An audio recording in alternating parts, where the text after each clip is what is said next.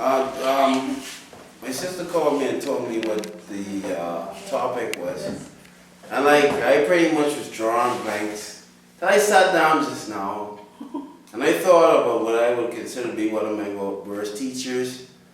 But then again, in her class, I wasn't the best student. And like for me, I think like I was centered on my own agenda. Like I just came into life on my own agenda.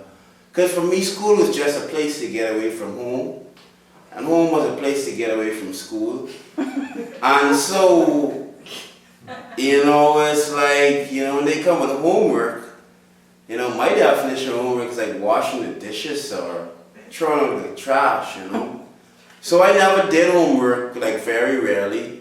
And this was my French teacher, who I originally thought was to be one of my worst teachers, which she wasn't, but it started getting the ball rolling. So like I never did any. The reason why I ended up in French is because I misinterpreted what my sister told me when I finished primary school. I went to government primary school and like I passed the test for SAC. It was the only test I took for a private school. I had a really great 6th grade teacher. Shout out to Mrs. Marcy Roberts. So I'm like, all my life I've been in like Spanish is easy, So it's like when it's like, oh, I choose a foreign language, it's like, hell yeah, I'm choosing Spanish, And then she's like, hey Bradley, now we talked about it recently. Now what I heard at the time was, if you took French, I would take you to Paris. But what she said that if I got an A in French, she would take me to Paris. And if I had heard that, I would have never taken French. So I'm the type that I'm a black back of the class person. So yeah, so she gives us homework. And it's like, I'm like lazy in a sense. Like if I like to learn immediately. So it's like I try to focus, but I guess sometimes I daydream and wander off in other places. Like, oh, dude, you're not home. Mom's not telling you to wash the dishes, And it's like if it was English, I would probably be taking it subconsciously when I went home and dreamed. I would have remembered it, but it was in French, so I didn't. So it's like when I got home from work, it's like, yeah, I got French homework. I'm like, I'm not doing this. I'm going to do it in the morning. How hard could it be? It's French. Then when I got to school in the morning, it's like, this is hard. It's French. And like somehow, like I would always forget that throughout the course of the day when I got more homework from it. But I only had it 3 times a week. So she wasn't really, she was grouchy, but, it was French, so I forgive her. Now, another subject I had trouble with was math, Like I remember 7th grade math. It was like, it was hard. And like, so I would have these really high periods where like, oh yeah, I'm going to go home and I'm going to do all these sums. Now my story with math, it starts from primary school. You remember the textbooks that they had? And you have like the workbook that the matched with? I remember being home. I'm in primary school now, 4th, 5th, and 6th grade. It's 3 o'clock in the morning. I'm in the bathroom with my workbook on top of the toilet, doing math homework so nobody knows. Because my mom would trip out. I wasn't into the beating that would come, And like I'm doing it, and like I'm thinking like, hey, she said, Bradley, if you didn't finish your homework, you'd get beaten. So I'm like, hey, I don't gotta work with these sums. I'm gonna just write some ridiculous answer and I'll finish. So it's like I always had some plan to beat the system. Like when I went into high school, I had low self-esteem. I never could picture myself graduating from high school. I don't know why. And I came up with this ingenious plan, like right out, like somewhere between the end of grade 7 and the beginning of 8th grade, that hey, I wouldn't overachieve. I would just achieve enough to get to the next grade level, And it pretty much, like at the end of 8th grade, it was pretty sweet because like when guys were getting their letters for summer school and to repeat 8th grade, I'm sitting there like this is right before our final exams. I'm like, oh, so it worked. I didn't get any letters. Well, I I must have done really horrible on those finals. Because I remember sitting in the living room at home playing Tekken 3. My dad called my mom, and she gave me the phone. My dad, he's the coolest dad ever, because like he didn't ever really freak out.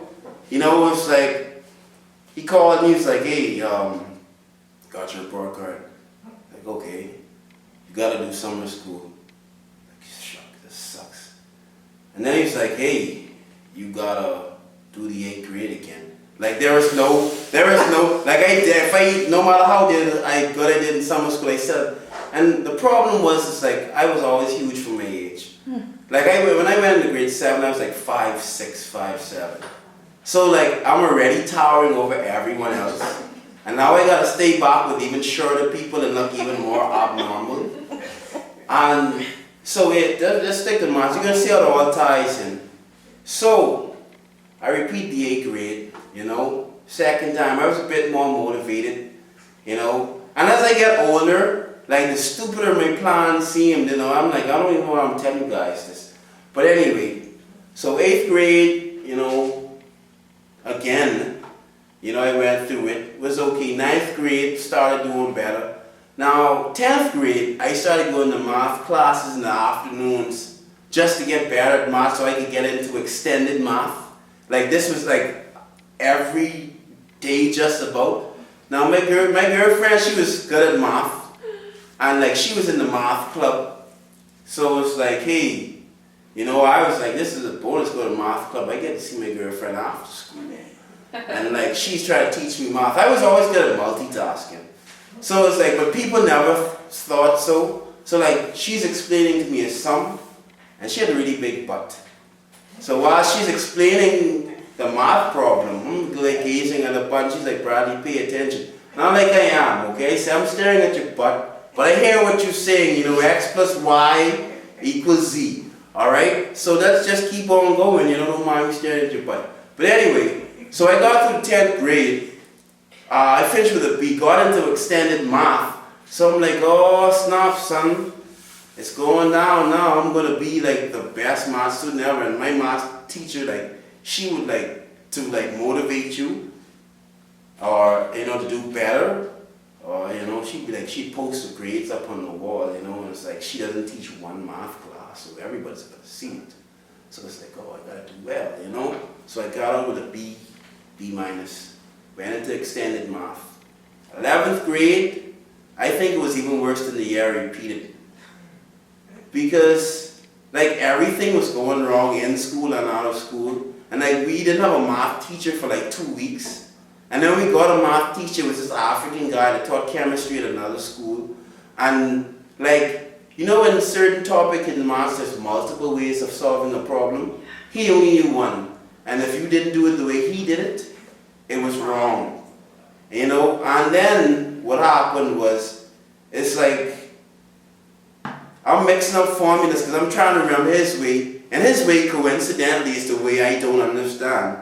So it's like I'm sitting in class having a test, I'm like, oh, okay, method 1 is this, you know, and then it's mixing up with like, hold on, this is method 1 and 2, and like the bell rings, class is over, I gotta go on the other side of campus. I'm like, I'm late, I'm in here, I'm trying to like screw this, you know. So I went through the whole of 11th grade.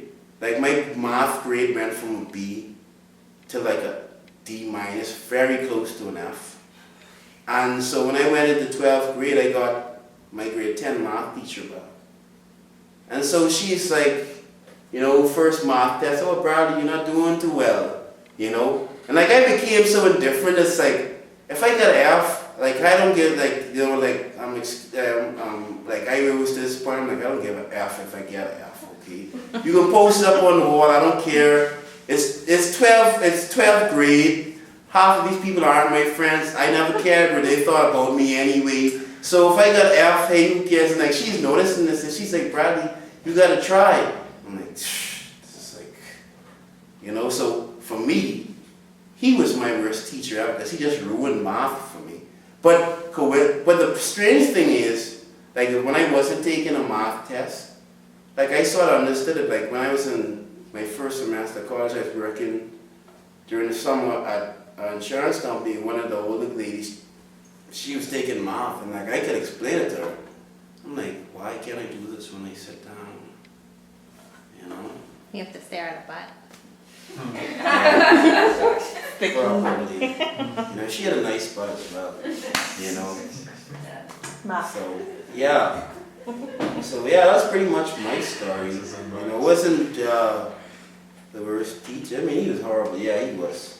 Like, he just ruined math for me. It's like, I had to go through a whole meditation period of, you know, yeah, you know, and like at 23, I'm like, okay, like, oh, I could do this now. I'm focused for high school math. Yeah. Anyway, that's my story, guys. Thanks,